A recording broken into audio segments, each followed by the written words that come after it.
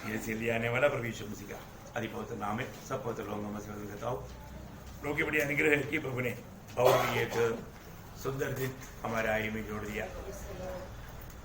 प्रभु का वचन से कुछ सीखने के लिए प्रभु ने मौका दिया। आपको मालूम है, मैं हमेशा बोलता है कि जब भी हमें प्रचार करना है तो उसका तैयारी चाहिए, है ना। बिना तैयारी का प्रचार करना एक प्रकार प्रभु को महिमा नहीं मिलता। लेकिन एक बात मैं आपको याद दिलाऊं, सुनने वाला व्यक्ति को ज्यादा तैयारी चाहिए, सुनने वाला व्यक्ति को ज्यादा तैयारी चाहिए। एक सवाल है, मतलब सुनाने वाला व्यक्ति को ज्यादा तैयारी चाहिए या सुनने वाला व्यक्ति को ज्यादा तैयारी चाहिए? सुनने वाला तो चाहिए, क्योंकि बीज बोने वाला और खेती, ये है दृष्टांत। खेती की तैयारी कितना चाहिए? खुदाई करना, मोटे मोटे बातों तोड़ना, पूरा घास इकट्ठा करके उसको जलाना, वो तैयारी चाहिए। बोने वालों को कितना है? इसका तैयारी किसको ज्यादा चाहिए? सुनने वालों। देखा, बहुत बड़ी बात है। मतलब एक एक बात समझने वाली बात है। मतलब बोलने का अर्थ, सुनने के लिए जब आता है तो हमारा दिल हमें ज्यादा से ज्यादा सजाने चाहिए। दुनिया में सबसे बड़ा शक्तिशाली कौन है? सवाल ही सवाल आज है। दुनिया में सबसे बड़ा शक्तिशाली कौन है?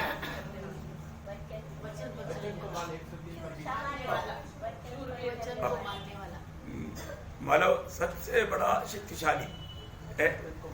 अभी मानव एक प्रकार आयन बोला, मानव लोगों ने बोला आयन के द्वारा बहुत पावरफुल है ना, शक्तिशाली है ना। लोहा को पूछा तू सबसे बड़ा शक्तिशाली है? लोहा ने बोला मैं शक्तिशाली नहीं। क्यों?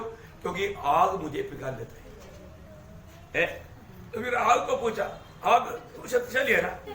आग ने बोला मैं शक्तिशाली नहीं, क्योंकि पानी आ गया तो मैं बुझ जाता। तो फिर पानी को पूछा, पानी तू शक्तिशाली है ना? पानी ने बोला नहीं है ना। सूरज मुझको भाप कर देता है, मतलब खत्म हो जाता। फिर सूरज को पूछा, सूरज तू शक्तिशाली है ना? सूरज ने बोला नहीं है ना। बादल को तो मैं जो रोशनी भेजता है बादल उसको ढक देता है, बादल शक्तिशाली है। बादल को पूछा तू शक्तिशाली है ना? बादल ने बोला नहीं है ना। ये पहाड़ है ना, ये पहाड़ मुझे जाने नहीं देता, ये पहाड़ मेरे से भी शक्तिशाली है। तब वो पहाड़ को पूछा तू शक्तिशाली है ना? नहीं है ना। क्योंकि मनुष्य मेरे को देखो ना, तोड़ तोड़ कर रखा है, मेरा पूरा हालत ही बिगाड़ दिया, शक्ल ही बिगाड़ दिया। तो फिर मनुष्य को पूछा, मनुष्य तू शक्तिशाली है ना? नहीं है ना। मतलब मृत्यु, मैं कितना भी मशीन पकड़ेगा तो भी मृत्यु आ गया तो मैं खत्म, है ना। बहुत बड़ी बात है। तो फिर कौन है शक्तिशाली? कौन है शक्तिशाली? है ना, मृत्यु है ना। तो इसका मतलब दुनिया में जो भी कितना महान लोग हुआ है, सारे महान लोग भी मृत्यु के सामने हाथ खड़ा कर दिया, है ना। अलेक्जेंडर राजा ने पूरा दुनिया को जीता, आखिर में मृत्यु आ गया तो वो भी बोला सॉरी। उसके सामने जवान उम्र में 33 साल की उम्र में अलेक्जेंडर राजा ने भी हाथ खड़ा कर दिया। तो उसका मृत्यु सबको लेकर गया।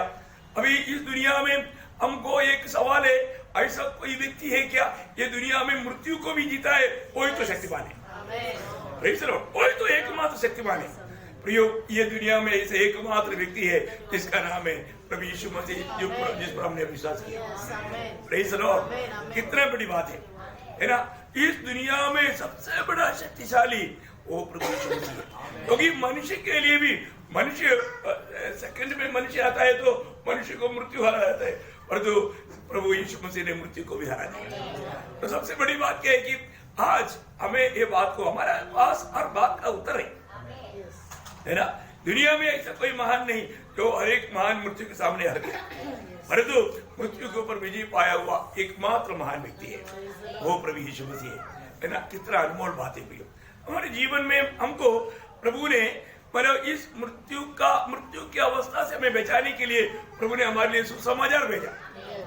सुसमाचार में क्या किया? सुसमाचार हमारे जीवन में हमें मृत्यु से पार कराया। दूसरा तिमोथी उसका पहला अध्याय का 10 वचन, दूसरा तिमोथी उसका पहला अध्याय का 10। हमारे उद्धारकर्ता मसीह यीशु के प्रकट होने के द्वारा प्रकाशित हुआ, जिसने मृत्यु का नाश किया, जिसने मृत्यु का नाश किया और जीवन और अमरता को उस सुसमाचार के द्वारा प्रकाशमान कर दिया। बहुत बड़ी बात है भैया, मतलब सुसमाचार के द्वारा प्रभु ने ये मृत्यु को नाश किया। बहुत बड़ी बात है ना। इसका मतलब हम सबके सामने एक बहुत पहाड़ बनकर के मृत्यु सामने था, इसलिए मनुष्य के प्रति 1 कोरिन्थी 15 अध्याय का 26 वचन में कहता है मृत्यु आखिरी दुश्मन है। क्या है? सबसे अंतिम वैरी, सबसे अंतिम वैरी मृत्यु को भी हमारा प्रभु यीशु मसीह ने हरा दिया, है ना। बहुत बड़ी बात है ना प्रियो, है ना। हम लोग कितना धनी लोग है ना। ये सुसमाचार सुनने के समय में हमें वो सुसमाचार पर विश्वास करने के लिए जो अनुग्रह मिला, वो लोग कितना धनी लोग हैं। मैं ये सोचता हूँ कि प्रभु ने हमारे लिए क्या नहीं किया, है ना।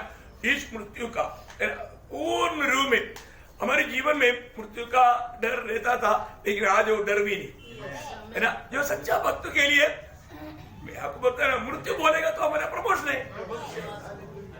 मृत्यु हमारे लिए एक निद्रा क्या, सोने के लिए जाने के टाइम पर कोई डरता है क्या? प्रभु के लोगों को प्रभु सोने के लिए जाने के टाइम पर भी डर रहने नहीं देता, है ना। निडर रहता ना। जब नीति वचन उसका 3 अध्याय के 24 वचन, नीति वचन 3 का 24, जब तू लेटेगा तब भय न खाएगा। देखा, लेटेगा भय नहीं खाएगा। जब तू लेटेगा तब सुख की नींद आ जाएगी। सुख नींद आएगा सुख का नींद आएगा, है ना। प्रभु का जन को कोई डर नहीं सताता, क्योंकि सबसे बड़ा डर था मृत्यु का डर, है ना। और जो प्रभु में आया, जो भी प्रभु में विश्वास किया, प्रियो, उन लोगों से प्रभु ने मृत्यु का डर हटाया। ये बात पक्की बात है। जब इब्रानियों का पत्र 2 अध्याय उसका 14-15 वचन आपको याद है ना। इसलिए जबकि लड़के मांस और लोग के भागी है, तो वह आप भी उनके समान उनका सहभागी हो गया, ताकि मृत्यु के द्वारा उसे जिसे मृत्यु पर शक्ति मिली थी अर्थात शैतान को निकम्मा कर दे, और जितने मृत्यु के भय के मारे जीवन भर दासत्व में फंसे थे उन्हें छुड़ा दे। देखा, प्रभु ने हमें छुड़ाया।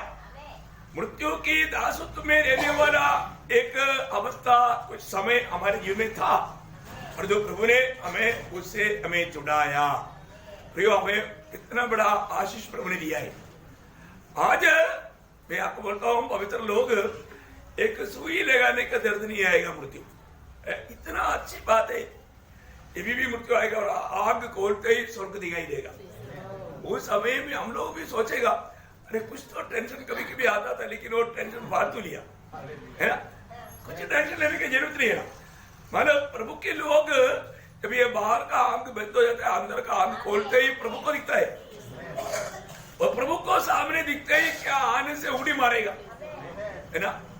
प्रियो, हमारा हर एक यीशु मसीह जी उठने के बाद में पतमस टापू में जब यूहन्ना को प्रकट होने के टाइम पर यूहन्ना को क्या बोला, जब प्रकाशित वाक्य पहला अध्याय का 18 वचन, मैं मर गया था और अब देख मैं युगानुयुग जीविता हूँ। देखा, मैं युगानुयुग जीविता हूँ, मैं युगानुयुग के लिए जीविता हूँ। क्यों? और मृत्यु और अधोलोक की कुंजियां मेरे ही पास है। देखा, अभी कोई भी व्यक्ति मरना है तो, है ना। इसका मतलब यीशु मसीह दुनिया में जीते जीते बोला वो बात कैसे सबूत हो गया, क्योंकि यूहन्ना 11:25 में प्रभु ने बोला था, पुनरुत्थान और जीवन मैं ही हूँ। देखो, मैं ही हूँ, वो बोलने वाला प्रभु यदि मरे हुए में से जी नहीं उड़ा तो वो प्रस्तावना भी गलत हो जाता था। लेकिन हमें मतलब जीवन देने वाला, हमें मृतकावस्था से जिलाने वाला मैं हूं करके प्रभु ने दावा किया, और वो दावा किया वो हमारे यीशु मसीह जी उड़ा। वास्तव में प्रियो, मसीह लोग अपने आप को सही रीति में मैं कौन हूं वो बात को नहीं समझता, है ना। हम लोग जानना चाहिए, ठीक है। दुनिया हमको नहीं जानता, क्योंकि वो प्रभु को भी नहीं जानता, और जो हम लोग प्रभु को जानना चाहिए ना, क्योंकि हमारे भी यीशु मसीह रहता है ना। एक बात है, जब कोलोसियों 12 अध्याय का 27 वचन में मानो प्रेरित पौलुस वो बात को कहता है, परमेश्वर ने करना चाहा कि उन्हें ज्ञात हो कि अन्य जातियों में उस भेद की महिमा का मूल्य क्या हाँ। और वो यह है हाँ। कि मसीह जो महिमा की आशा हाँ। तुम में रहता है। देखा, मसीह तो महिमा का आशा तुम में रहता है कि नहीं? प्रियो, जितने भी लोगों ने प्रभु यीशु मसीह पर विश्वास किया है, इसका भी नया जन्म हुआ है प्रियो, उसमें प्रभु का आत्मा रहता है, या यीशु मसीह रहता है ना? बहुत बड़ी बात है। यीशु मसीह हम में रहता है, लेकिन लोग हमको नहीं जानता। क्यों नहीं जानता? क्योंकि प्रभु को भी नहीं जाना, है ना? हमको भी नहीं जानता। वो जो पहला यूहन्ना 3 अध्याय का पहला वचन की आखिरी भाग में वो बात लिखा है, इस कारण संसार हमें नहीं जानता। संसार हमें नहीं जानता। क्यों? क्योंकि उसने उसे भी नहीं जाना। हाँ, संसार में हमको नहीं जानता क्योंकि प्रभु को भी नहीं जानता। क्या बड़ी बात है प्रियो। अच्छा ये बताओ, प्रभु के लोग आपस में जानते हैं क्या? है? प्रभु के लोग भी अभी तक आपस में नहीं जाना तो क्या फायदा प्रियो? मसीह तुम्हें एक बात में इसलिए आपको बोला ना, हमेशा एक दूसरे से खुशी से मिलो। क्यों? क्योंकि उसमें कौन है? हमारा भाई बहनों में कौन है? यीशु मसीह है। मुझे बीना में बीना नहीं दिखता, यीशु मसीह दिखता। Praise Lord. मैं बोलता यीशु मसीह आ गया, बोटी आ गया, बोलता यीशु मसीह आ गया। लिली आया तो मैं लिली को नहीं देखा, यीशु मसीह को देखा। यो वो दृष्टि जब तक, जब पड़ोसियों 3:11, ये है सच्चा प्रकाश है। मैं आपको बोलता हूँ क्यों हम एक दूसरे को मिलने के टाइम पर आने से देखना चाहिए, क्योंकि अगर हमको अभी तक, आप थोड़ा जानो ना, अगर ये बात को, ये प्रकाश को हमने नहीं पाया, पड़ोसियों 3:11 क्या बोलता? उसमें न तो यूनानी रहा, हाँ। न यहूदी, हाँ। न खतना रही, हाँ। न जंगली, न स्तुति, हाँ। न दास और न स्वतंत्र, हाँ। केवल मसीह सब कुछ देखो, केवल मसीह सब कुछ और सब में है। देखा, केवल मसीह सब कुछ और सब में है। अभी आप देखो, आप मुस्कुराहट आए तो मुझे ऐसा लगता है कि यीशु मसीह मुस्कुरा रहा है।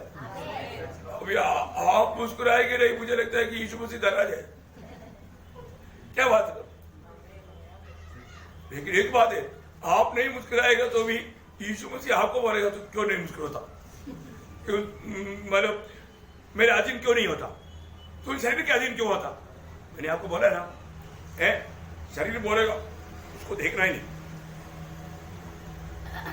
उसको देखना नहीं। इतना बोल दिया, आप वो बात मान लिया तो आपको अंधा कर देगा वो, क्योंकि यीशु मसीह को आपको देखने नहीं देगा। हमें वास्तव में उसमें किसको देखना है? मसीह को। मसीह को देखने नहीं देगा। हमारा क्या होता? हम शरीर के अनुसार चलने वाला बन जाता, आत्मा के अनुसार चलने वाला नहीं बनता। मैं इसलिए आपको बार बार बोलता हूँ, थोड़ा भी, मतलब काफी साल पहले भी मैं बोला था, दिल में है ना थोड़ा भी कुछ ऐसा, कुछ नाराजपन का कोई बीज गिर गया ना, तुरंत ही उसको निकालना। 2 दिन पुराना हो जाएगा तो जड़ पकड़ेगा, 1 हफ्ता हो गया तो जड़ और नीचे जाएगा, 1 महीना हो गया तो फिर आप निकालेगा तो भी वो जड़ ले जाएगा, वापस उगेगा। तुरंत करेगा तो क्लियर जड़ से निकल जाएगा, जड़ से निकल जाएगा। कभी भी अपने जीवन में कोई नेगेटिव विचार, नेगेटिव बात को रहने नहीं देना। हम हमेशा पॉजिटिव विचार में रहना। प्रभु की बातों पर हमारा मन लगाए, प्रभु को हमेशा हमारे दृष्टि में लगाना। प्रभु मुझे कैसे देखता है, वो बात को हमें जानना है। देखो, प्रभु ने हमको चुराया, इस मृत्यु सच्चा परमेश्वर मिल गया, इसलिए मृत्यु पार हो गया। नहीं तो है ना, जब 118 भजन संगीता में एक सुंदर भजन है, मतलब भक्त का गवाही है, उसका 17 भजन पढ़ना, 118 का मृत्यु के संबंध में, उसका 17 भजन। मैं न मरूंगा, वरन जीवित रहूंगा, जीवित रहूंगा और परमेश्वर के कामों का वर्णन करता रहूंगा। देखा, मैं नहीं मरूंगा, जीवित रहूंगा और परमेश्वर का कामों का वर्णन करते रहेगा। देखो, मतलब कोई भी भक्त जिस समय में भी है ना, उन भक्तों को प्रभु ने जीविताशा दिया है। जैसे अभी योग का समय में कोई बाइबल का एक पन्ना भी नहीं लिखा गया, पुराना नेम भी नहीं लिखा। बाइबल का सबसे पहला किताब योग का किताब है। तो उस समय में मतलब युब जब ईयोब 19 अध्याय का 25 से 27 तक वचनों में, मुझे तो निश्चय है कि मेरा छुड़ाने वाला जीवित है हाँ। और वह अंत में पृथ्वी पर खड़ा होगा। हाँ, और अपनी खार के इस प्रकार नष्ट हो जाने के बाद भी हाँ। मैं शरीर में होकर मैं शरीर में होकर परमेश्वर का दर्शन पाऊंगा। हाँ, उसका दर्शन मैं आप अपनी आंखों से अपनी आंखों से देखेगा। देखा प्रियो, अभी आप मुझे बताओ, उस समय में रहने वाला ईयोब के पास बाइबल का एक पन्ना भी नहीं था। उस ईयोब को इतना निर्णय था, आज उधार पाए हुआ हमको कितना निर्णय होना चाहिए। क्योंकि देखो, बाइबल कहता है, जो कहता है असंभव असंभव है।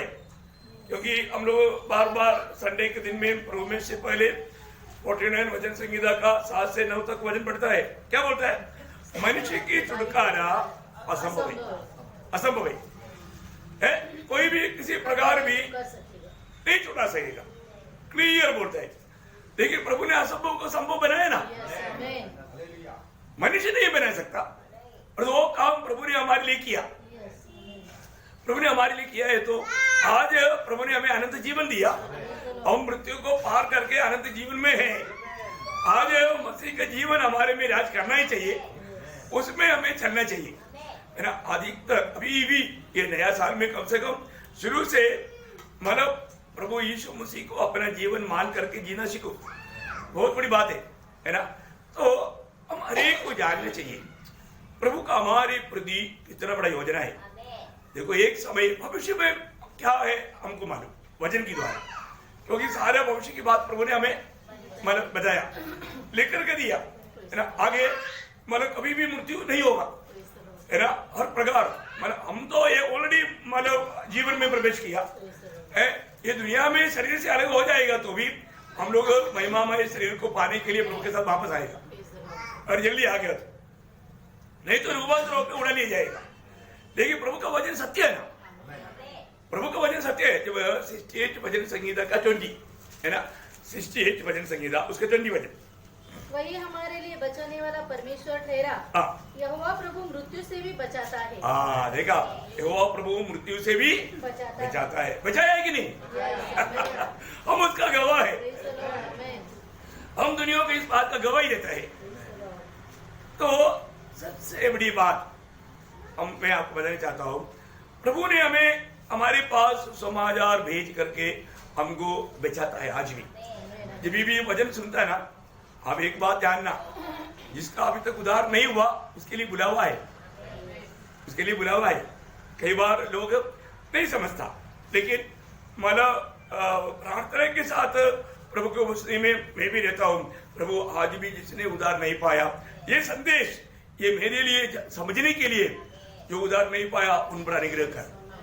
क्योंकि दूसरा थिस्सलुनीकियों 2 अध्याय का 14 वचन में, 2 थिस्सलुनीकियों चैप्टर 2 वर्स 14, जिसके लिए उसने तुम्हें हमारे सुसमाचार के द्वारा बुलाया कि तुम हमारे प्रभु यीशु मसीह की महिमा को प्राप्त करो। हाँ, देखा, प्रभु ने सुसमाचार के द्वारा तुमको बुलाया प्रभु की महिमा प्राप्त करने के लिए। बहुत बड़ी बात है प्रियो, प्रभु हमें उसकी महिमा प्राप्त करने के लिए सुसमाचार के द्वारा बुला रहा है। तो ये बुलाहट पाया वो लोग, है ना। हम लोग थोड़ा सा है अपना जिम्मेवारियों के बारे में जानना। प्रियो, ये जो बुलाहट पाया वो लोग अपने जीवन में, अभी लोग बोलते हैं ना मेरा उद्धार हो गया, अच्छी बात है। आनंद जीवन पाया, बहुत अच्छी बात है ना। मतलब मैं नरक की सजा से बच गया, ये भी बहुत अच्छी बात है। परंतु क्या प्रभु ने किस उद्देश्य से आपको बुलाया, आपने ये बात जाना है? प्रभु ने सिर्फ कुछ लोगों को जिंदगी भर ऐसा कुछ सुनने के लिए बुलाया क्या? सिर्फ कुछ देखने के लिए बुलाया क्या? नहीं नहीं नहीं, प्रभु ने कुछ काम के लिए बुलाया। प्रभु ने कुछ काम के लिए बुलाया, ये बात हमें जानना चाहिए। बहुत लोग उनको क्या लगता, हाँ मैं उद्धार पाया, अभी मैं संगति में जाऊंगा, आऊंगा, खाना खाऊंगा, सो जाऊंगा, मैं अपना कार्य अपना मनमानी जीव। ऐसा है क्या? ऐसा नहीं प्रिय, मसीह जीवन का सच्चाई जानना चाहिए। और हम इस जीवन में और बातों को कितनी बार समझाया, और एक बार समझाता है ना। जो देखो प्रभु ने आपको मालूम है, जब मरकुस का सुसमाचार 3 अध्याय 13 से 15 तक का वचन में हम देखते हैं कि भीड़ में से प्रभु ने जिसको चाहा उनको बुलाया, सबको नहीं बुलाया, जिसको चाहा। हाँ, वहां पर एक प्रयोग ऐसे लिखा है, और जिन्हें वह चाहता था, जिन्हें वो चाहता था, उन्हें अपने पास बुलाया। हाँ, उन्हें अपने पास बुलाया। देखो बहुत बड़ी बात है ना, उसको अपने पास बुलाया। प्रभु क्यों बुलाया? क्योंकि पहली बात, प्रभु की उपस्थिति में बैठ करके प्रभु से कुछ प्राप्त करके जा करके संदेश देना है। अब ये बात बड़ी बात है हमारे जीवन में। अभी आपको मालूम है वही बात, जब मत्ती 4 अध्याय का 19 वचन में हम देखता है, मतलब प्रभु ने पतरस और अंद्रियास को बुलाया, मेरे पीछे बोले, तुमको बड़ा बड़ा मगरमच्छ दे दूंगा, ऐसे बोला। हाँ, बोला मछली पकड़ने वाला छोड़ दो, अभी तुम्हें मैं मनुष्य को पकड़ने वाला बनाऊंगा। बहुत बड़ी बात। तो प्रभु ने एक विशेष उद्देश्य के लिए बुलाया। प्रभु जो हम करता था उससे भी बड़ा कार्य के लिए बुलाया। पर तो आज कितने लोग तो समझता है प्रभु ने मुझको किस लिए बुलाया है, मुझे किस बात के लिए प्रभु ने बुलाया, वो बात को जान करके उस प्रकार का कार्य नहीं किया तो हमारे जीवन में अनंतता में हमको बहुत नुकसान हो जाएगा। होगा कि नहीं? होगा। प्रियो, हर एक पवित्र लोग ये बात को जानना जरूरी बात है। प्रभु ने मुझे क्यों बुलाया? क्योंकि प्रभु ने सबको नहीं बुलाया।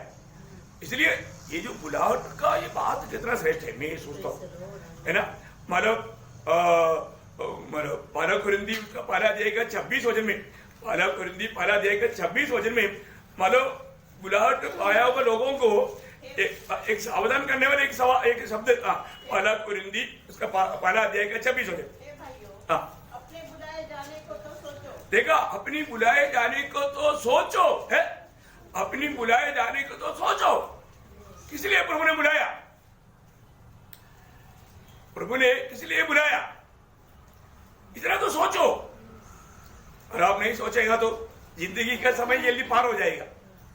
है हमारे जीवन में प्रभु ने बुलाया बोलो। उसी प्रकार के एक सवाल के रूप में पहला थिस्सलुनीकी पहला अध्याय का 4 वचन की आखिरी में आप तो देखिए उसको, पहला थिस्सलुनीकियों पहला अध्याय का 4 वचन। हम जानते हैं कि तुम चुने हुए हो। देखा है, मतलब हम जानते हैं हम चुने हुए हैं। देखा, हम चुने हुए हैं, ये जानता है। ये जानता है। कितने लोग सच में जानता है प्रभु ने मुझे चुना है करके? कितने लोग जानता है मुझे चुना है तो किस लिए चुना, ये जानना चाहिए ना। अरे नहीं जाना तो अभी हमारा मानव दुनिया का कोई भी क्वालिफिकेशन देख करके प्रभु ने नहीं चुना है, लेकिन प्रभु ने हमें चुना। जो अयोग्य लोगों को प्रभु योगी बनाया, क्योंकि प्रभु का चुनौती में आ गया प्रभु ने। इसलिए पतरस कहता ना, दूसरा पतरस पहला अध्याय के 10 वचन में एक शक्ति चेतावनी है, मतलब अपने यकीन करने का। क्या बोलता? इस कारण हे भाइयों, अपने बुलाए जाने और चुन लिए जाने को सिद्ध करने का भली भांति यत्न करते जाओ। देखा, मतलब ये बात को सिद्ध करो। अब बुलाया बोल करके रहेगा तो ऐसे टाइम पास करेगा तो ऐसे नहीं।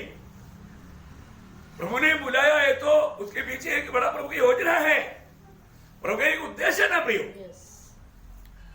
हम लोग वो बात को नहीं समझा, उसके अनुसार जीवन नहीं बिताया। हाँ, मैं तो प्रभु में विश्वास किया, मुझे पाप क्षमा मिला, बस मेरा काम हो गया भाई। फिर मैं संगति में जाता था, मना आता था, ऐसा बोलने से काम हो गया? नहीं। हमें बुलाने के पीछे प्रभु का उद्देश्य है, हमें चुनने के पीछे प्रभु का उद्देश्य है, और हम उस उद्देश्य को नहीं जानेगा। इसलिए ना बुलाए जाने के बाद में इस बात को भी जानने के लिए हमारा हृदय दृष्टि खोलना चाहिए। अभी हृदय दृष्टि नहीं खोला। जब एफेसस मंडली के लिए पौलुस प्रार्थना करने के टाइम पर उसका पहला अध्याय का पहला प्रार्थना में पहला अध्याय का 18 वचन में क्या बोला? तुम्हारे मन की आंखें ज्योतिर्मय हो, तुम्हारा मन की आंखें ज्योतिर्मय हो, कि तुम जान लो कि उसकी बुलाहट की आशा क्या है। हाँ, उसकी बुलाहट की आशा क्या है, उसका बुलाहट की आशा क्या है। आज एक आशा वाला जीवन में बिताता है क्या? उसकी बुलाहट के पीछे एक आशा है। परंतु मैं आशा वाला जीवन बिताता है क्या? अभी आप देखो, 1 महीना काम किया तो हमको आशा है। क्या आशा है? तनख्वाह मिलेगा, 50,000 देगा बोला था भाई, 1 महीना काम किया, मिलेगा ना 50,000?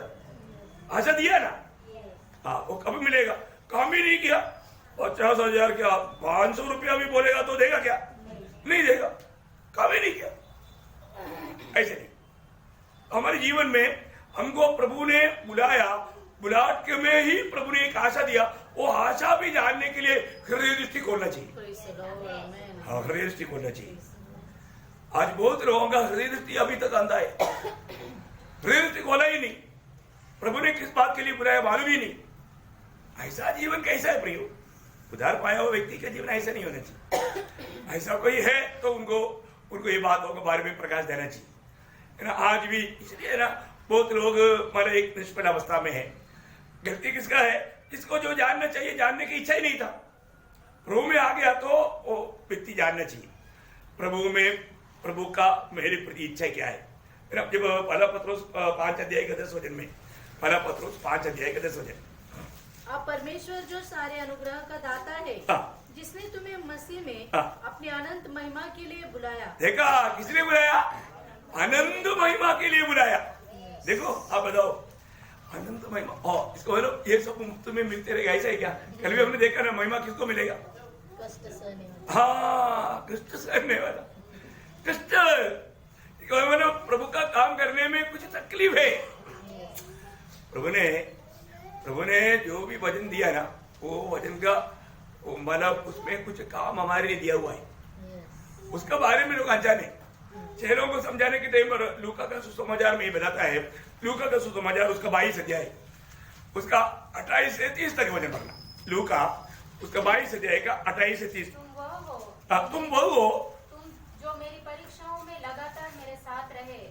तुम मेरी परीक्षा में तुम भी मेरे साथ, क्योंकि मैंने तुमको बुलाया, तुम मेरी परीक्षा में मेरे साथ लगातार मेरे साथ रहा।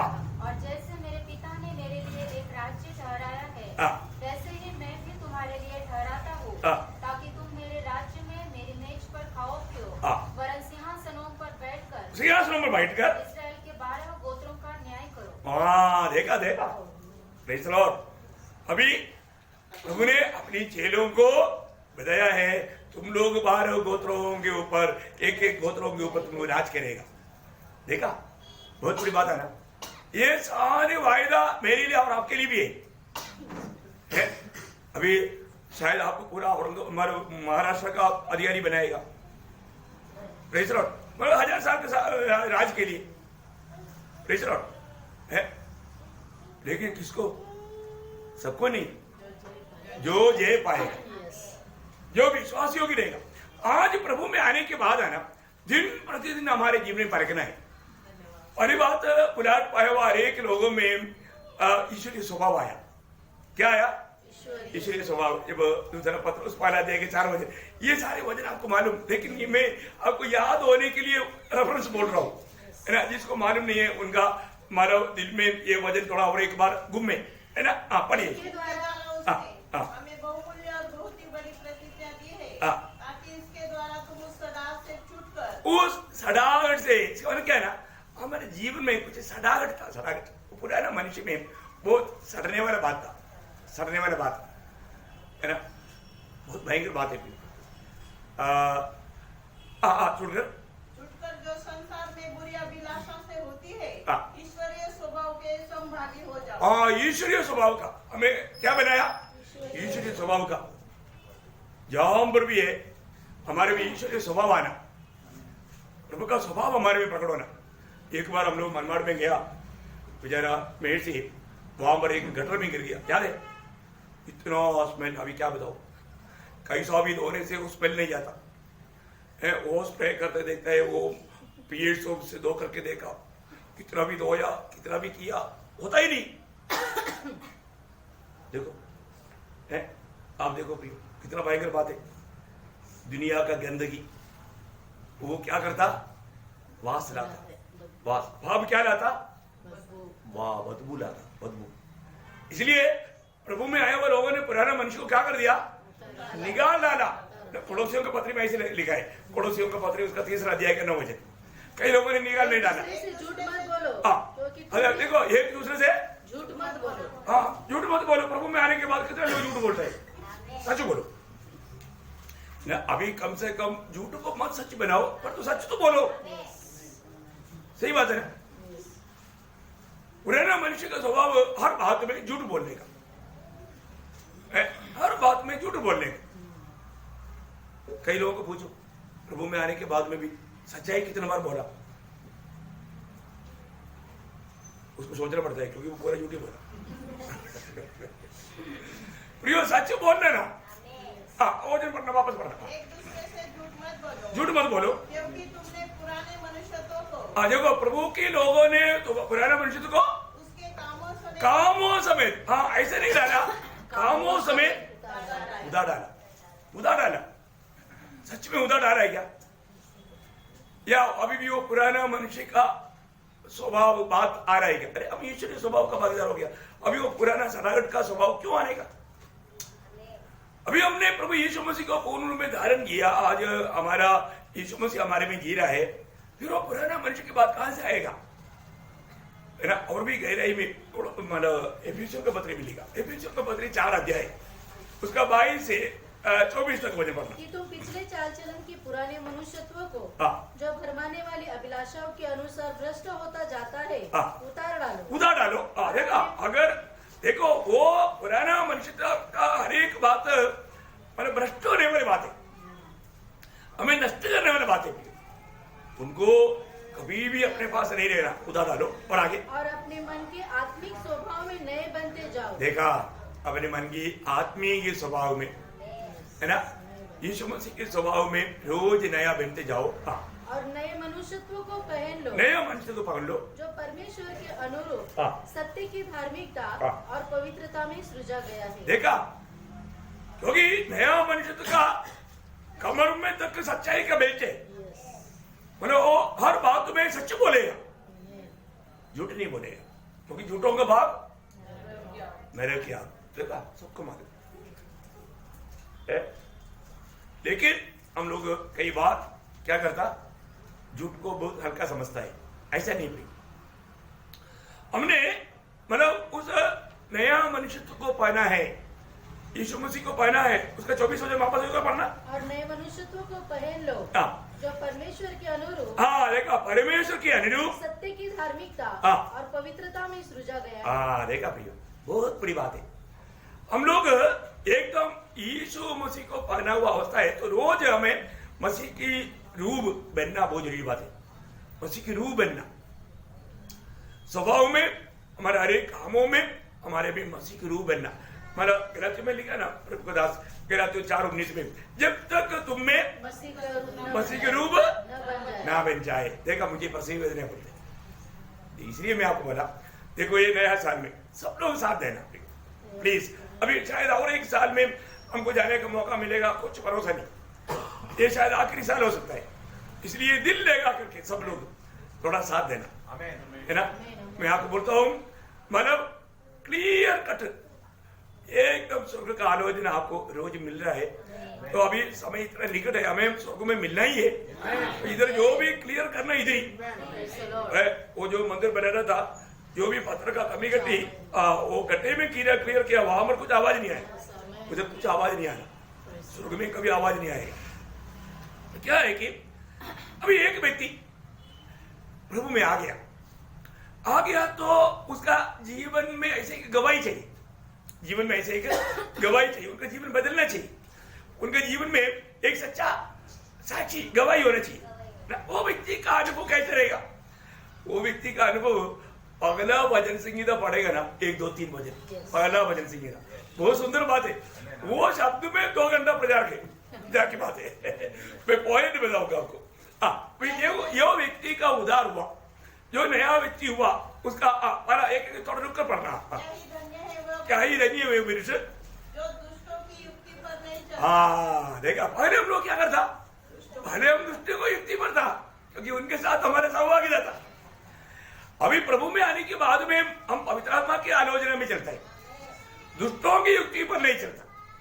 प्रभु में आने के बाद हमारा पुराना संगति खत्म हो गया, जो उधार नहीं पाए वो लोग आज हमारे साथ वैसा फ्रेंडशिप नहीं बात करते हैं, वो बात अलग है।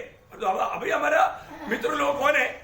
प्रभु के लोग है, यीशु मसीह के साथ हमारे संगति है, प्रभु के लोगों के साथ आज हमारा मित्रता है, वो पुराना दोस्त नहीं।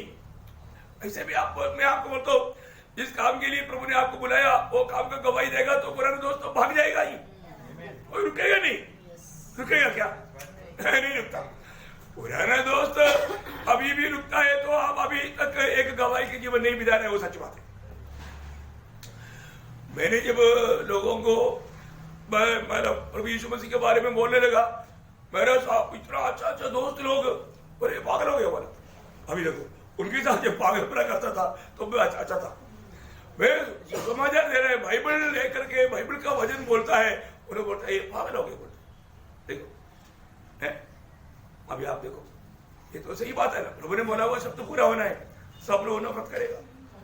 यीशु मसीह की गवाही देगा तो सब लोग नफरत करेगा। बंदे लोग नफरत किया, घर का लोग नफरत किया, बहुत बड़ी बात है ना प्रियो। वचन में लिखा हुआ हर एक बात पवित्र लोगों का भक्तों के जीवन में होता ही है ना। देखो जब हम दुष्टों की आलोचना पे चलता है तो दुनिया खुश। हाँ, हम दुनिया का नहीं है भाई, दुनिया से प्रभु ने हमें अलग किया, इसलिए दुनिया के लोग हमको बैर करेगा ही। हाँ, तो फिर दुष्टों की आलोचना में नहीं चलता, फिर देखा पापियों का मार्ग में कभी नहीं मिलेगा। हाँ, शराब दुकान के पास कभी नहीं मिलेगा।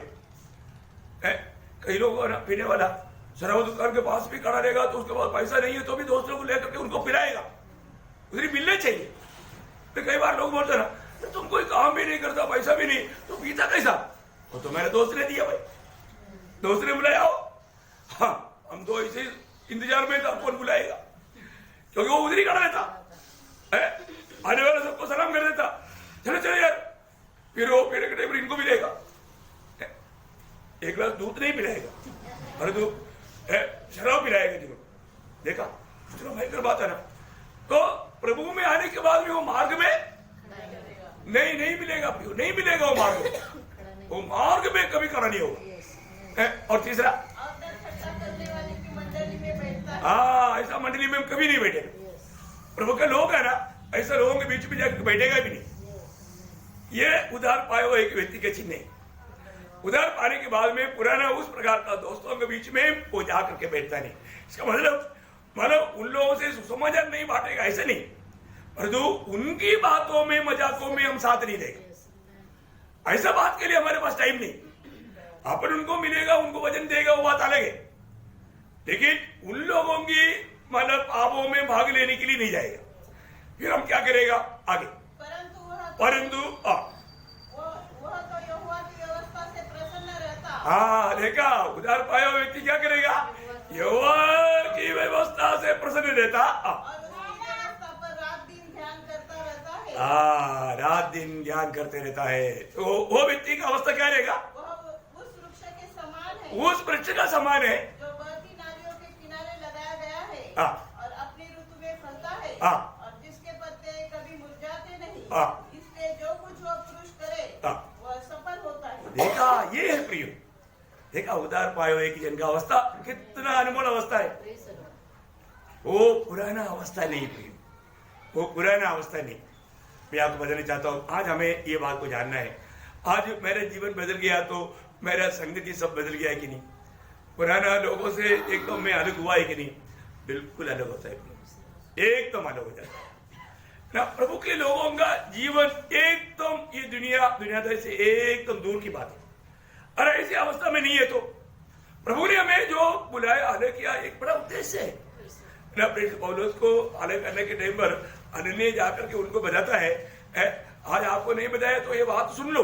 उसका 22 अध्याय प्रेर दो, उसका 14-15 माना प्रेर दो काम 22 अध्याय का 14-15। तब उसने कहा, हमारे बाप दादों के परमेश्वर ने तुझे इसलिए ठहराया है कि तू उसकी इच्छा को जाने, तू इसकी इच्छा को जाने और उस धर्मी को देखे और उसके मुंह से बातें सुने, क्योंकि तू उसकी ओर से सब मनुष्य के सामने उन बातों का गवाह होगा जो तूने देखी और सुनी। ओ देखा, ये बहुत बड़ी बात है प्रियो। मैं आपको बोलना चाहता हूँ, हमारे जीवन में मसीह में आने के बाद में हमारा जीवन में एक जिंदा गवाह रहता है। वो गवाही लोगों का दिल को एक तरफ छोड़ देता है, बहुत बड़ी बात है। अधिकतर जगह में जब प्रभु का वचन सुनाता है नया एरिया में, या कोई नया व्यक्ति को मैं 2 शब्द में मेरा गवाही पक्का देता है ना। भैया हम कहां पर कितना निराश में था, दुखी था, अशांति में था, परंतु प्रभु में आ गया तो हमें ये सब कुछ मुफ्त में मिला। और हम ये बात का गवाही देता है, आज मैं मर गया तो स्वर्ग जाएगा, हमें कोई डाउट है क्या? नहीं। ऐसा बात सुनने के टाइम पर सुनने वाले लोगों का दिल छिप जाता है, वो उस टाइम पर मन नहीं पड़ेगा तो थोड़ा सोचता है पक्का। पक्की बात है अभी हम लोग ये जो बात बोल रहा है ये कोई घमंड की बात नहीं, सच्चाई बात है। अपन सच्चाई बोलता है ना, बहुत गहरा बात है।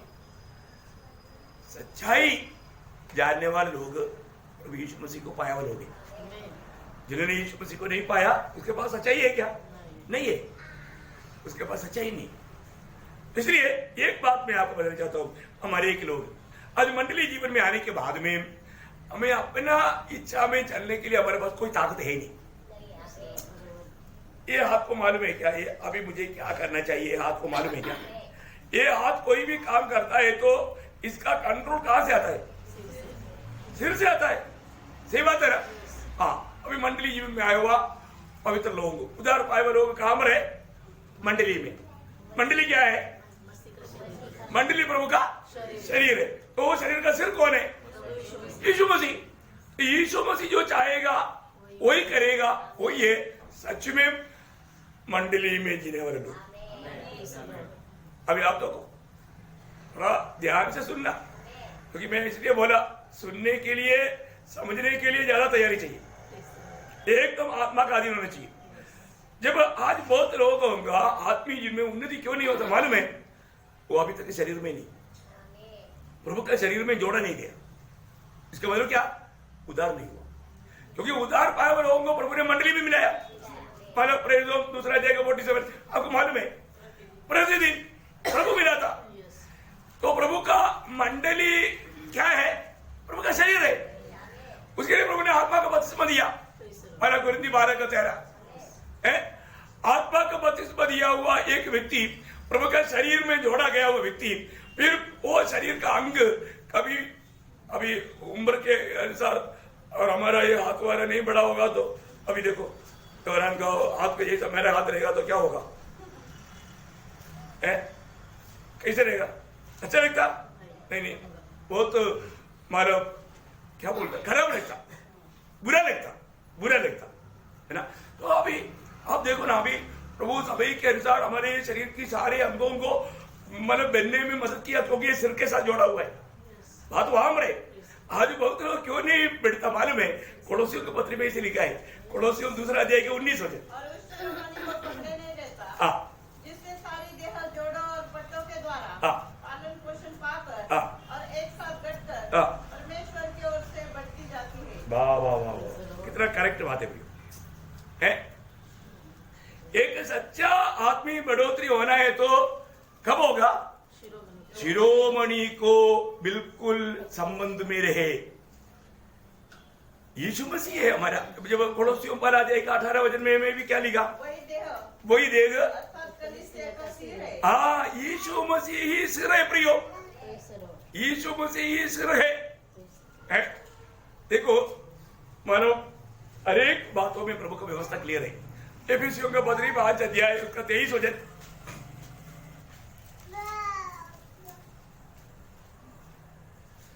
क्योंकि पति पत्नी का सिर है, पति पत्नी का सिर है, जैसे कि मसीह कलीसिया का सिर है। हाँ, पति पत्नी का सिर है, जैसे कि मसीह कलीसिया का सिर है। एक घर में अच्छा अवस्था रहना है तो सिर का कंट्रोल में होना चाहिए। कैसे होना चाहिए?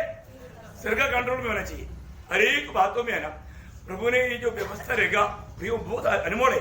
मैं आपको बोलता हूँ, देखो इंडिया का जो मानो क्या बोलते हैं, जो भी भरना करना क्या इसको क्या बोलते हैं, संविधान डॉक्टर अंबेडकर ने बाइबल से निकाला, बाइबल के सहारे में बनाया इंडिया का। हमारे ये सब बाइबल की उसने खुद गवाही दिया ना, अंबेडकर ने पूरा बाइबल से निकाला।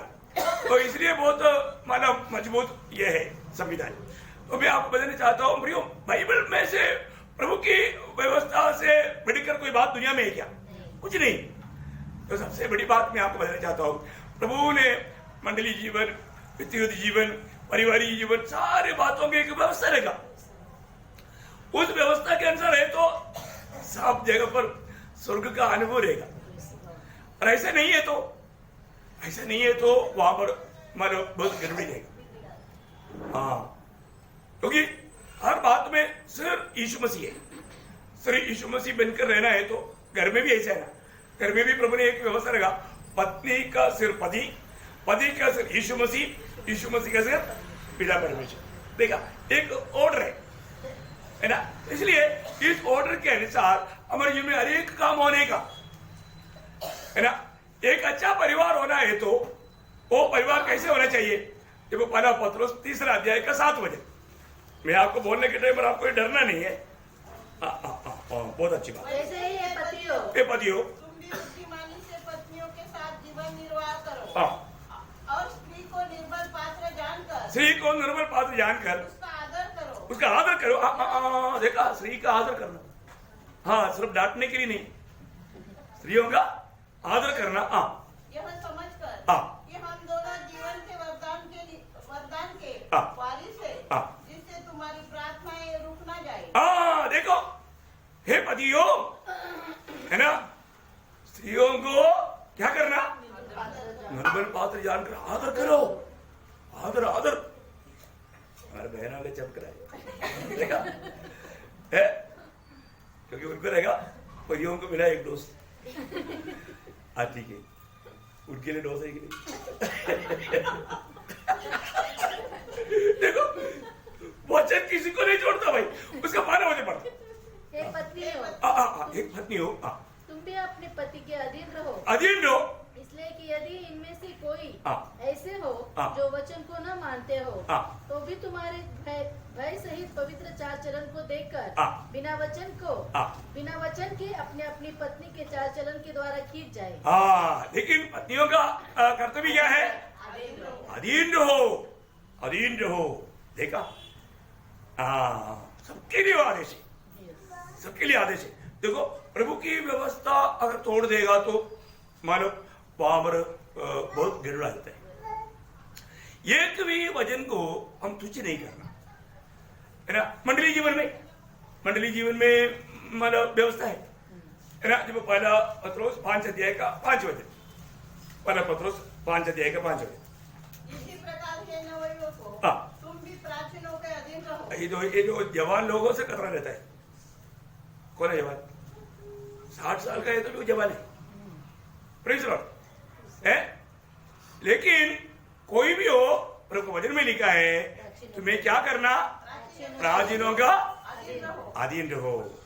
देखा, अधीन रहना भी, कभी भी घमंडी नहीं होना, मतलब अगुवाओं के खिलाफ बात नहीं करना।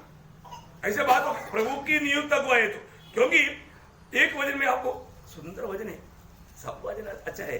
पहला तिमोथी 5 अध्याय उसका 17 वचन। जो प्राचीन अच्छा प्रबंध करते हैं, सबका नहीं, जो प्राचीन अच्छा प्रबंध करता है, विशेष करके वे जो वचन सुनाने में और सिखाने में परिश्रम करते हैं, उसको 2 गुनी आदर क्या करने का? 2 गुना। इसका मतलब प्रेज द लॉर्ड, ऐसा ही क्या?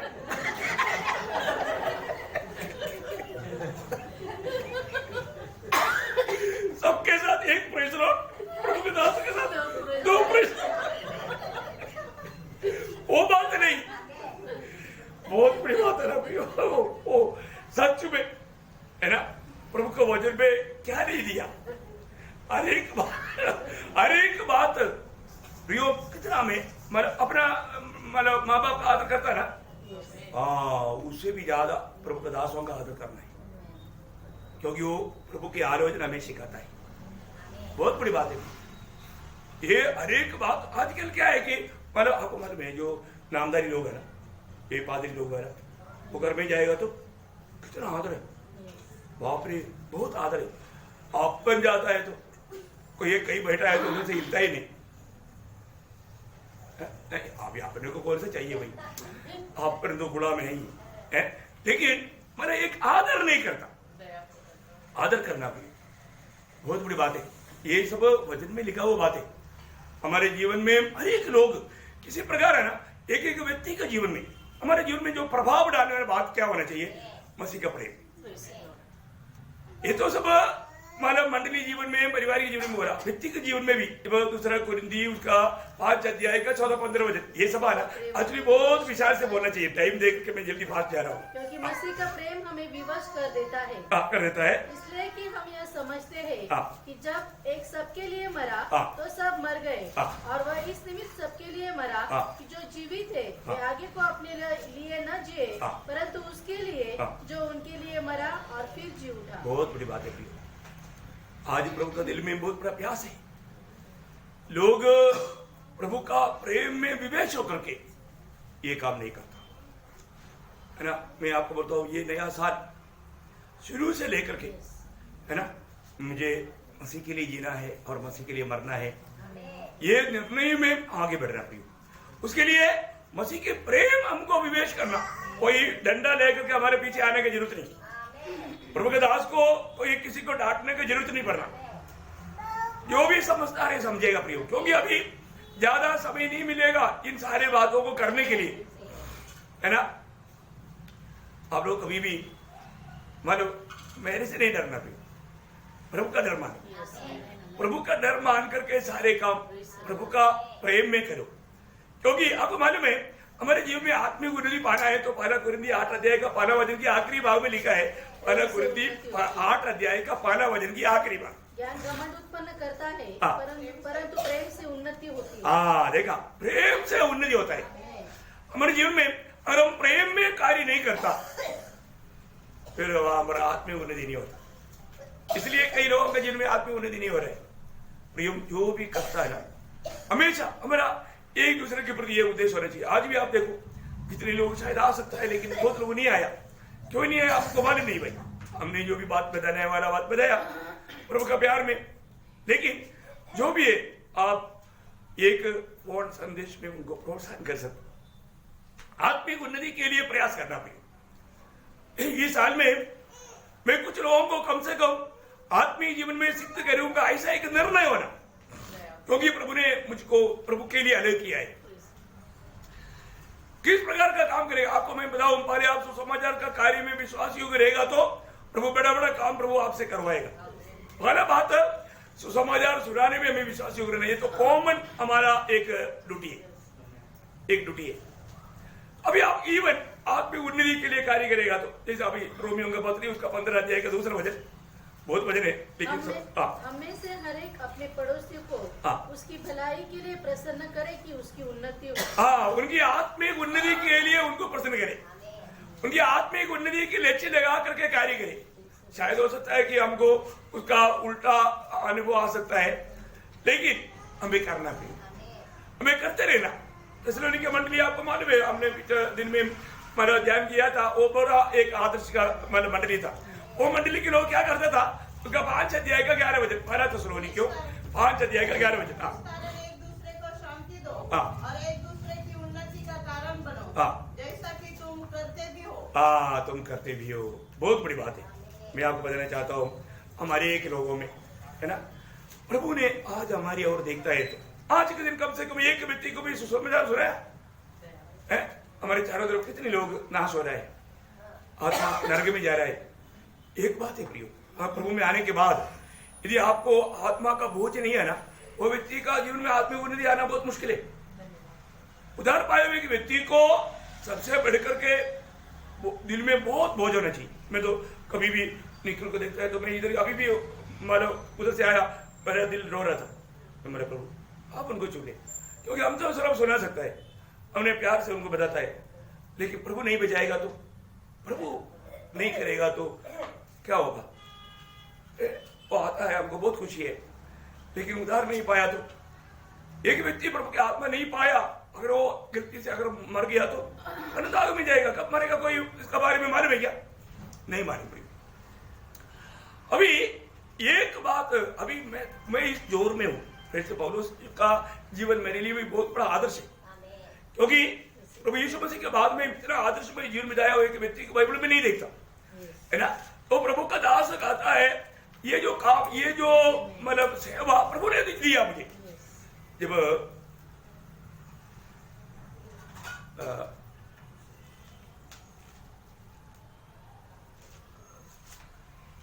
कोलोसियों में पत्री उसका पहला अध्याय का 25 से पढ़ना। कोलोसियों पहला अध्याय का 25। जिसका मैं परमेश्वर के हाँ। उस प्रबंध के अनुसार हाँ। सेवक बना। देखा, जिसका मैं परमेश्वर का उस प्रबंध के अनुसार सेवक बना। देखिए, आपको मालूम है प्रियो, मतलब एक आम सेवा जो सुसमाचार का सेवा और एक अलग प्रकार का सेवा, इसमें बहुत फर्क है ना। वो समय के अनुसार प्रभु प्रमोट करता है। एक बड़ी बात है, मैं आपको इससे पहले भी आपको बताया, 10 साल प्रेरित पौलुस को मानव बुलाहट पाने के बाद में प्रभु ने चुनने के बाद में प्रभु ने परखा। 10 साल, इसका मतलब 10 साल प्रभु का दास ने काम नहीं किया, ऐसे नहीं, सुसमाचार सुनाते रहा और तो उसमें वो विश्वास योग्य था।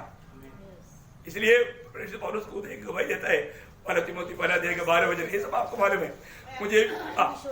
मुझे विश्वास योग्य जानकर अपनी सेवा के लिए ठहराया। हाँ, मुझे विश्वास योग्य जान करके अपनी सेवा के लिए, पर उससे पहले भी प्रभु का सेवा कर रहा था। पर तो जिस काम के लिए प्रभु ने जो मानव अलग किया था, उस स्टैंडर्ड में वो आप लोग प्रेरितों का काम 13 अध्याय का 2 वचन में पढ़ता है। मैं एक बात आपको बताता हूँ, हर एक बातों में प्रभु के एक समय तक हमें वेट करना पड़ता है। 14 साल मुझको परखने के बाद में प्रभु ने विश्वास योग्य जान करके मुझे प्रभु का सेवा के लिए अलग किया। 14 साल। हाँ, आपको क्या लगता? ऐसे नहीं प्रियो, आज जहां पर भी हम लोग देखता है वो तो संगठन की तरफ से प्रभु का काम है ही नहीं, बिल्कुल नकली।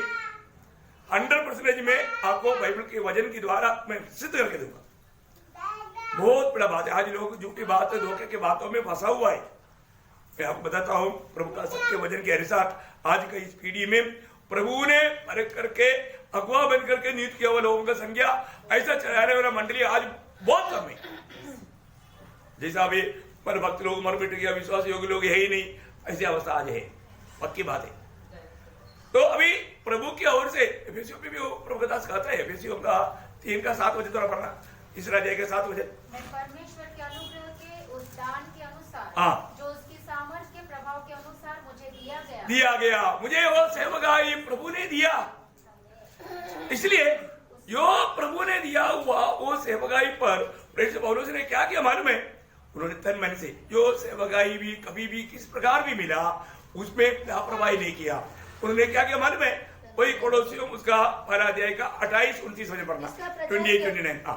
इसका प्रचार करके हम हर एक मनुष्य को चेतावनी देते हैं और सारे ज्ञान से हर एक मनुष्य को सिखाते हैं कि हम हर एक व्यक्ति को मसीह में सिद्ध करके उपस्थित करें। देखा, मसीह में सिद्ध करके उपस्थित करें। मैं आपको बताना चाहता हूँ, आप जो वचन रोज सुनता है, अगर वो वचन सुनने के लिए आप सच्चा तैयारी में भूख और प्यास के साथ आया है तो उस वचन को अगर आप ग्रहण कर रहे हैं, मैं आपको बोलता हूँ आज इधर बैठा हुआ हर एक लोग उपदेष्टाओं से बढ़कर उपदेष्टा बनता है, कोई शक नहीं। कहीं भी आपको नहीं मिलेगा ऐसा रीति में आपको शिक्षण प्रभु का मंडली में नासिक में मिलता है, मैं गारंटी से आपको बोलता है। लेकिन लोग नहीं बढ़ता, क्योंकि मैं बोला ना, मैं तैयारी में आया, उतना भी तैयारी सुनने वालों को नहीं, तो फिर काम होगा? काम नहीं होगा। मैं जितना तैयारी करता है उसका 3 गुना तैयारी आपका होना चाहिए। मैं वो तैयारी के बारे में भी पहले समय में थोड़ा, अभी क्या टाइम देख के फास्ट जा रहा हूँ, लेकिन एक बात बोल करके मैं अभी यहाँ पर प्रेस बोलता है उसका 29 पढ़ा नहीं, इसलिए उसकी उस शक्ति के अनुसार जो मुझ में सामर्थ के साथ प्रभाव डालते हैं, तन मन लगाकर परिश्रम भी करता हूं। तन मन लगा करके परिश्रम करता हूँ। मैं आपको बताना चाहता हूँ, अभी भी प्रभु के उस में मैं खड़ा होने से पहले कितना घंटा मैंने प्रभु के साथ बिताया आपको मालूम नहीं, आप लोगों को मालूम नहीं। तो सबसे बड़ी बात है, तन मन लगा करके प्रभु से पा करके मैं आपको देता हूँ। इसलिए नासिक मंडली के किसी के बारे में, जैसा इस्राएल की प्रथम राजा शाऊल को नियुक्त करने के बाद में प्रभु दुखी हुआ, ऐसा प्रभु को दुख नहीं देना। यही तो मेरा एक नम्र बिंदी है ना। शाऊल राजा को चुन करके प्रभु ने नियुक्त किया, शाऊल राजा प्रभु के साथ विश्वास योग्य नहीं रहा, है ना। प्रभु खुद एक दुखदायक शब्द बोलता है, पहला शमूएल 15 अध्याय का 11 वचन। मैं शाऊल को राजा बना के पछताता हूँ। प्रियो, यहाँ पर मुझे सुनने वाला किसी को प्रभु बुलाया आने किया, इसके बाद में प्रभु को पछताना पड़ता है क्या? उधर पाए वो आपके बारे में प्रभु पछता रहे तो फिर उनका भविष्य के बाद क्या रहेगा भाई? है ना? ऐसा नहीं होना। फिर कैसे होना? वो एक शब्द बोल करके मैं खत्म करेगा, क्योंकि कैसे होना, जब प्रेरितों काम में उसका 13 अध्याय का 22 वचन में दावीद का बारे में प्रभु ने एक गवाही दिया, ऐसे होना। फिर उसे अलग करके हाँ। दाऊद को उसका राजा बनाया, हाँ। जिसके विषय में उसने गवाही दी, हाँ। मुझे एक मनुष्य हाँ। यिशै का पुत्र हाँ। दाऊद मेरे मन के अनुसार मिल गया है, हाँ। वही मेरी सारी इच्छा पूरी करेगा। आप ही हो, वही मेरी सारी इच्छा पूरी करेगा। किया है कि नहीं? है? उसका 36 वचन पढ़ो। क्योंकि हाँ। दाऊद तो हाँ। परमेश्वर की इच्छा के अनुसार हाँ। अपने समय में सेवा करके सो गया, हाँ। और अपने बाप दादों से बस देखा, दावीद के बारे में प्रभु ने जो अपेक्षा किया वो दावीद ने पूरा किया और दावीद सो गया। प्रियो, मैं एक ही बात आपको बताना चाहता हूँ, हमारे जीवन में प्रभु ने हमारे पीछे हमारे लिए बहुत बड़ा अपेक्षा किया। क्या अपेक्षा? अब एक सेंटेंस बताऊं, जब यूहन्ना 20 अध्याय के 21 वचन, जब यीशु मसीह स्वर्ग में जाने से पहले अपनी चेलों को बताई हुई एक खास बात है। उसने फिर उनसे कहा, हाँ। तुम्हें शांति मिले, हाँ। जैसे पिता ने मुझे भेजा है। देखा, जैसा, देखो बाबर, ये जैसा शब्द आ गया ना, थोड़ा सहला शब्द भी डाल देना, बोले का बोलो रुको और सोचो, फिर आगे बढ़ो। जैसे पिता ने मुझे भेजा वैसे ही मैं भी हाँ। तुम्हें भेजता हूँ। हाँ, देखा, इसका मतलब क्या है प्रियो? यीशु मसीह ये दुनिया में आया है, पिता को बोला, पिता मैं जाता हूँ, मेरे बारे में जो लिखा है वो पूरा करने के लिए मैं जाता हूँ। दुखी होकर आया क्या? नहीं, खुशी से आया। ऐसा प्रियो, मेरे और आपके लिए प्रभु ने कुछ योजना बनाकर बताई, वो काम करने के लिए हमें कैसे जाना चाहिए? आनंद के साथ। संगति में आने के टाइम पर कम से कम आनंद रहना चाहिए, आनंद रहेगा, आनंद रहेगा। रोगादास का जीवन, प्रेषित पौलुस का जीवन हमेशा इतना मुसीबत में, कष्ट में चेहरा चमकता था। हाँ, मैं भी आपका चेहरा देखते रहता हूँ, आप लोगों का भी चेहरा चमकते रहना चाहिए, कितना भी तकलीफ होने तो भी। और तो प्रभु ने हमको बचा लिया, ठीक है, पर हमारी भी कम्युनिटी है, लेकिन हमें उसको कबूल करके आगे को एक अच्छा दौड़ना। प्रभु हमारे बारे में पछताना ना पड़े, प्रभु को दिल को आनंदित करने वाला बने, है ना? तो फिर अभी बात रह गया, मतलब प्रभु का बुलार के पीछे लक्ष्य, है ना? कल का संदेश में आपको बताऊंगा, बहुत गहरी बात है ये, तो एक उसका एक आउटलाइन समझो, प्लीज लो, लेकिन ये भी बात आप लोगों द्वारा परखना पड़ेगी।